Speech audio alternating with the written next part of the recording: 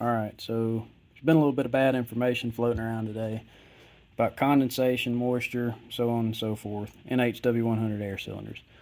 Almost all of that is unfounded concern, in my opinion, and my experience after fooling with these things.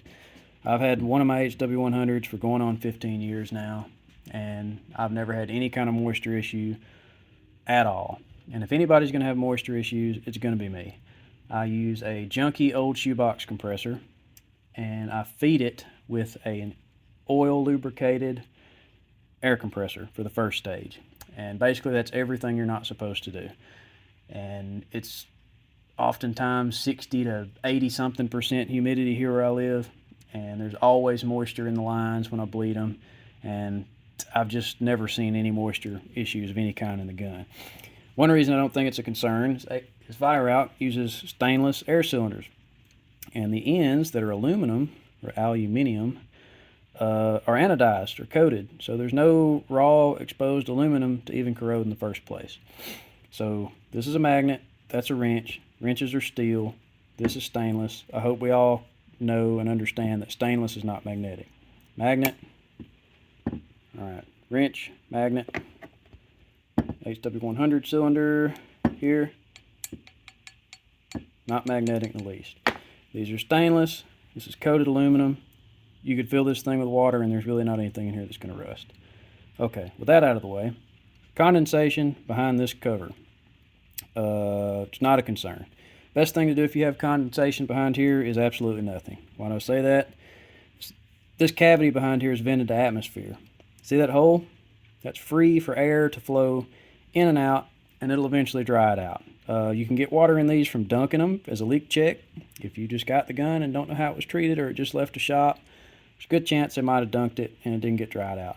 You can also get condensation, just like anything else can, from going in a air-conditioned, humidity-controlled house to outside where it's very hot and humid. So if you have condensation, don't fret. Give it a few days, it'll go away. No big deal. And that's that. One guy had said that the air in the cylinder is linked to the air behind this gauge cover. Well, that's absolutely 1,000% not true and not the case. And I'm going to risk blowing this thing all to pieces just to prove it to you. So the only way to get this cover off, it's held in with an O-ring, and it's a tension, press fit, whatever you want to call it. It just holds this thing in. If you try to pry this plastic piece out, it's not glass, it's plastic, you're going to tear it all to hell. It's going to be a bad day. So the way to get that out is put air pressure through this hole.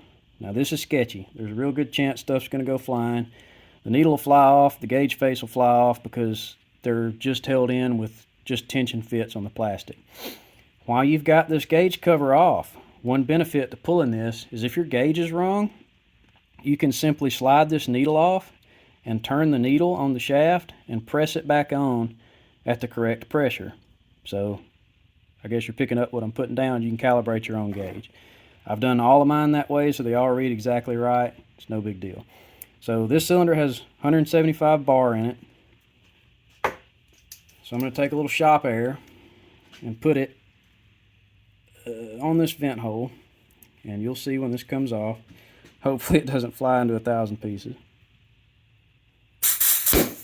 Alright, there we go. Cover's off. See the O-ring? There's the needle. You can touch it. So the air in the cylinder is in no way linked to the space behind this gauge. It's simply vented to atmosphere. Case closed. And the reason it's vented atmosphere in the first place, well, two reasons. One, so you can get this cover off if anything goes wrong and pull the gauge out. And two, is so that if the gauge leaks and builds up pressure in this cavity, this thing doesn't become a projectile and go flying like it just did. It simply just vents out of the hole. And so that's why the hole's there in the first place. If you'll notice, all these threaded connections also have vent holes. So that the threads, if there's any kind of leak in the threads, like the O-ring fails and there's pressure on the threads, it vents out of this hole rather than attempts to blow this out or leaks completely out of the end. Safety's built in, it's overbuilt, stainless, heavy duty. That's why they're so heavy. And as I said, you can simply lift this needle off. Don't grab it with pliers because it'll crush, but just get something under it, and wedge it. Needle comes right off. Put it back on wherever you need it. I'm going to line it back up where it was. 175 bar. We're back in good shape.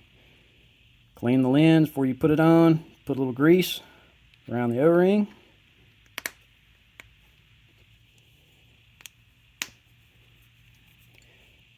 And that simply snaps back in. Hope that helps. Hopes that debunks a few myths.